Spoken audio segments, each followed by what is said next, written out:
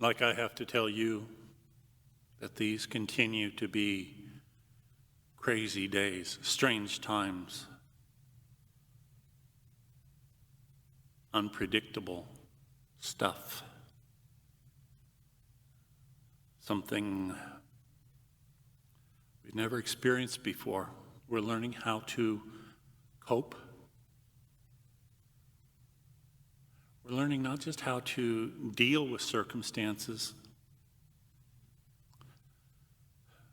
but to discover new things about our lives, about ourselves.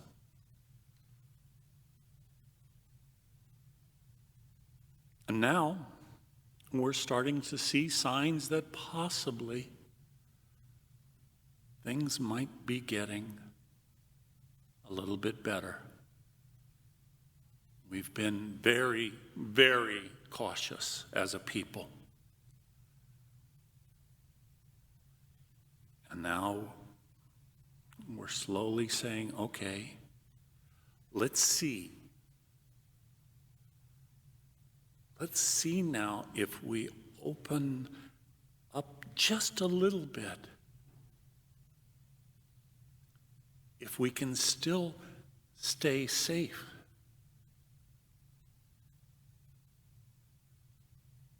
If we don't have to be quite this restricted for the sake of the public health. And if you've seen the plans that have been put forth, it is going to be very, very slow. 2-week increments, checking and seeing, hoping. But knowing that if that does not help us move forward against this virus, we may have to take steps back again. It's that way for us as church as well. What exactly it means, we, as a parish staff, are still trying to figure it out.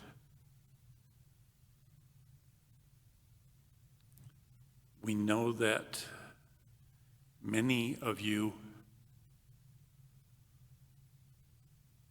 most of us, all of us, we miss coming together, sharing in the Mass with one another. We maybe even have some sense of how maybe we were taking it for granted. And if we can learn to not do that, then that's going to be some positive growth. That's going to be some new life and some resurrection that comes for us out of this. But it is going to take a sense of who we are as church, as the living body of Christ. I know that there are many of you that are just feeling, I just can't wait to be able to receive communion again. And that's fine. But we cannot allow that impatience to cause us to be thinking just about ourselves. I want to get into the church. I want to receive the Eucharist. I'm willing to take the risk of being infected. No, we can't do that.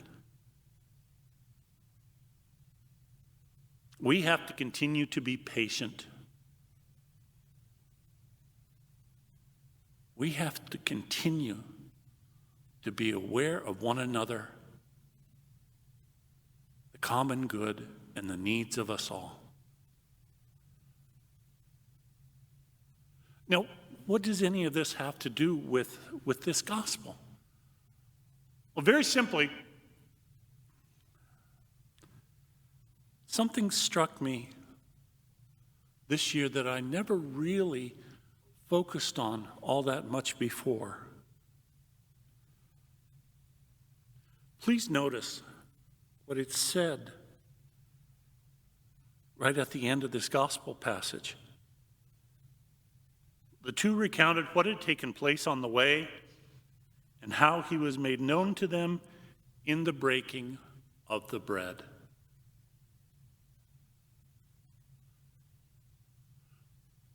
The breaking of the bread, that's kind of early Christian church code for celebrating the Lord's Supper together. Coming together early on in people's homes and sharing the communal meal and remembering what Jesus did. And in that remembering, he was made present to them once again. But the thought that really hit me is, it says he was made known to them in the breaking of the bread. Not he was made known to them in the bread, but in the action of the community coming together, remembering, giving thanks.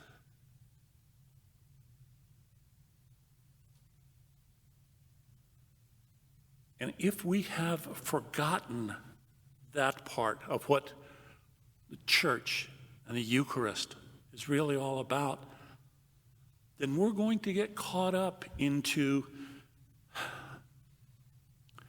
very much more of an individually focused,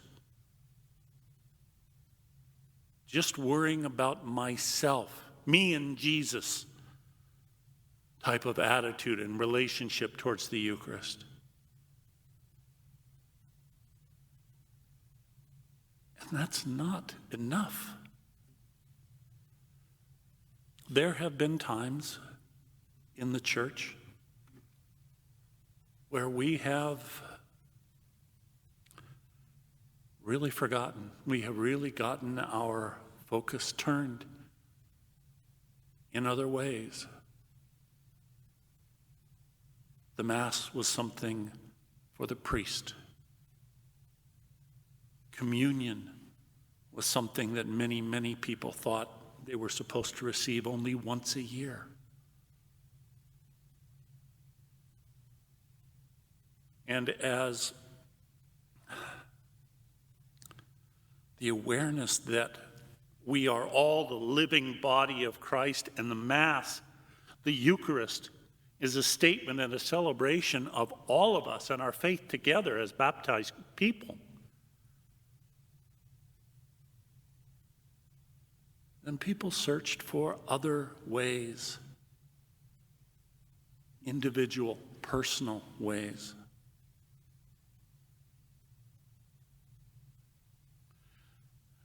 There was once a wealthy man who always gave a dinner once a month for his friends.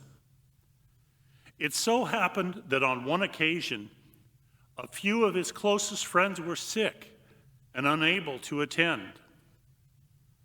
The man wanted to save a part of the celebration for his absent friends, so he took a bottle of his best wine from the table and put it in a special box. That way he would have it when his friends arrived. He then went to his servant and told him, "Please make sure you respect what's in the box, because what is there has a special purpose for our guests." The servant was perplexed, but respected the wishes of his master by bowing every time he passed the box. Well, not long after, the master died, but the monthly meals continued. The servant would tell the guests of the master's wishes that they, like he, were to respect the special box.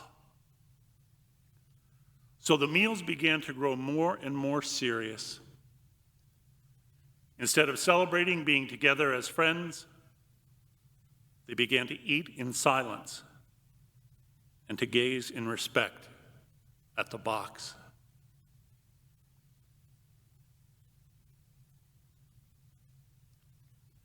We as Catholic Christians, we believe in the real presence. Christ is truly present in the Eucharist.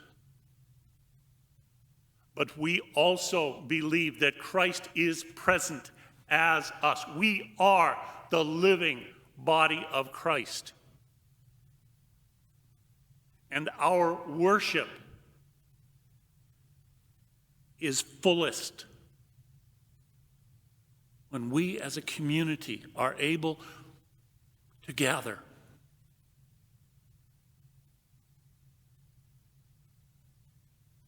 So we've got to remember that even as we strive to be patient,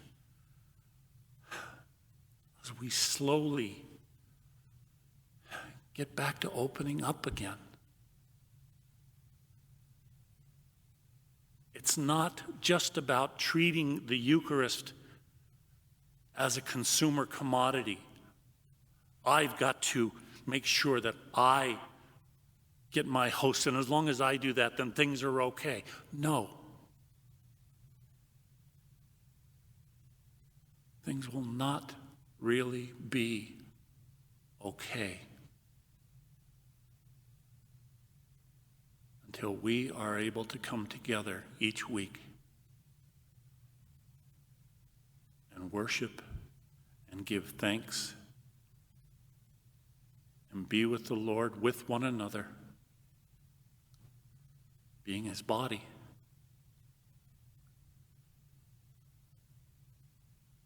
So, as I say, individual Eucharistic devotion, that's fine. And if it is something that is helping you grow personally, great. But make sure that your picture is more complete than just that. Make sure that you're not letting yourself fall into the trap of individualism in terms of the sacrament.